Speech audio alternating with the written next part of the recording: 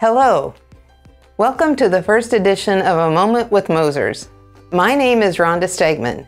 Last June, I was honored to be named MOSERS' new Executive Director.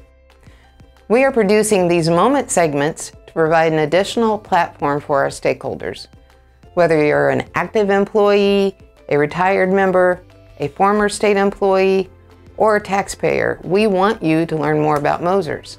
So let's get started. MOSERS is governed by an 11-member board of trustees that meets 6 times a year.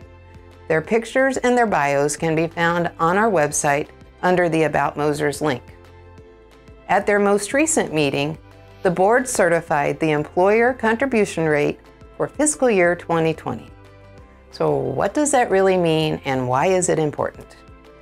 Every year, a report is performed by MOSERS external actuaries called an actuarial valuation. One of the results of this report is a recommendation of the amount of money needed for the next fiscal year for MOSERS. This recommended amount is designed to keep the system on track with its board-approved funding policy or payment schedule. At this recent meeting, the board certified the employer contribution rate of 21.77% of payroll for fiscal year 2020, which begins July 1 of 2019. To simplify this concept, for every $1,000 of pay a state employee makes, the state of Missouri, as the employer, will contribute $217.70 to MOSERS to help fund retirement benefits. It's important to remember there are 3 sources of revenue that go into the MOSERS Trust Fund, which currently equals about $8 billion. First, newer employees contribute 4% of their pay to MOSERS. These employees were first hired on or after January 1 of 2011.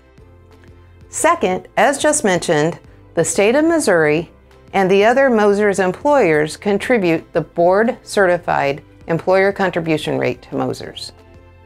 Third, but also the largest source of revenue, are investment returns generated on the MOSERS Trust Fund.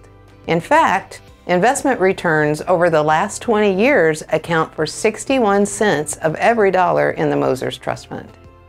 And speaking of investment returns, at the board meeting, our Chief Investment Officer, Seth Kelly, reported MOSERS investment return as of June 30, 2018. This investment return equaled 7.4%. Seth also reported that in the last fiscal year, MOSERS has reduced our investment management fees by more than $9 million. If you are a MOSERS member, you may recall in August the Board of Trustee elections were held. Much like many election cycles, this is a 4-year event. After all the votes were tabulated, Crystal Wessing, our current board chairwoman, and Jennifer Jacobs retained their seats as the active member representatives on the board. Additionally, Gary Finley, who many may recall as a MOSERS Executive Director of 21 years, was elected to the retired member seat on the board. Congratulations to all, and thank you to our members for participating. And on a related note, we'd like to express our gratitude to longtime board member Don Martin, who has served on the board for 20 years. After not seeking re-election this year, Don will be ending his board service at the end of 2018. Thank you, Don, for your service. We really appreciate it. And as we come to the end of our first A Moment with MOSERS, please allow me to share something with you that I often share with membership groups that I have the privilege of meeting with. Working at MOSERS is a very personal experience. Both my mother and my father are MOSERS retirees. My next-door neighbor is a 30-year Department of Corrections employee. People that I know and care about depend on MOSERS. As with my experience, every employee at MOSERS has a similar one, which is why working at MOSERS is not just a job.